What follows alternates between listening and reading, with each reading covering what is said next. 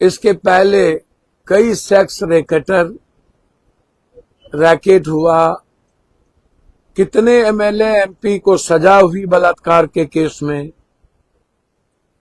कितने MLA MP मंत्री पदाधिकारी के शिकार होते हैं रसूख और पैसे के कारण।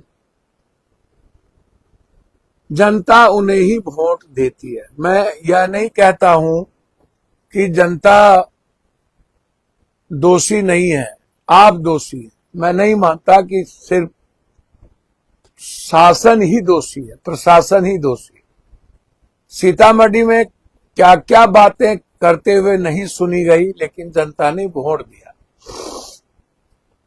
इस तरह कितने बच्चियों का शोषण एमएलए के द्वारा, पदाधिकारियों के द्वारा, औरतों का शोषण, वकील का शोषण, जज बनाने के नाम पर, तो कभी किसी के नाम पर, सब कुछ पूरी दुनिया देखती है,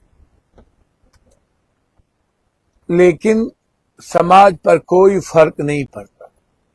मैंने पहले भी कहा, जब मणिपुर की बलात्कार जो 10,000 भीड़ के सामने बारी बारी से नंगे करके बच्चियों के साथ बलात्कार जातीय आधार पर मत्तो और कुकी के झगड़े में हुआ और देश मौन रह गई,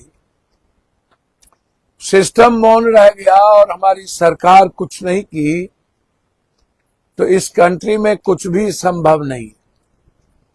और तब जब पूरी तरह पश्चात सभ्यता भारत और बिहार पर हावी है, ड्रग्स स्मैक का पूरा खेल हमारे बच्चों के द्वारा, हमारे बच्ची के द्वारा किया जा रहा है।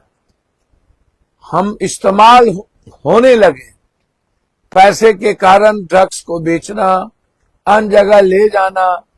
जब हम गलत मनोवृत्ति और प्रवृत्ति के साथ पैसे के लिए यदि हम रसूखदार लोगों के पास किसी न किसी गलत आदतों और काम के लिए जाएंगे, तो हम शिकार तो होंगे। मैं यह नहीं कहता हूं कि यह दोषी आप हैं, लेकिन यह बात तो सही है ना कि डर नाम की चीज नहीं बची, इकबाल खत्म हो गया। यही वक्त था डीजी साहब, आपको और हमारे भाई जो हमारे से छोटे हैं, हम भी शकुनी चौधरी साहब को पिता के नजरिए से देखते रहे। आज उन्हें हीरो बनने का पूरा मौका था, बन सकते थे। मेरा कुछ भी नहीं कहना है, मेरा कहना यह है कि इसके पहले भी एसआईटी की जांच हुई, कई बड़ी बड़ी घटनाएं घटी। आपको याद होगा, बाढ़ के विधायक लोगों का बेटा एक बलात्कार केस में बच्चियों के साथ शोषण में फंसे थे। बड़ी चर्चा हुई थी, लेकिन वो केस दब गया, वो केस नहीं चली। एक होटल में बड़े बड़े मेयर, बड़े बड़े लोग सेक्स रैकेट में फंसे थे, जेल गए। क्या हुआ?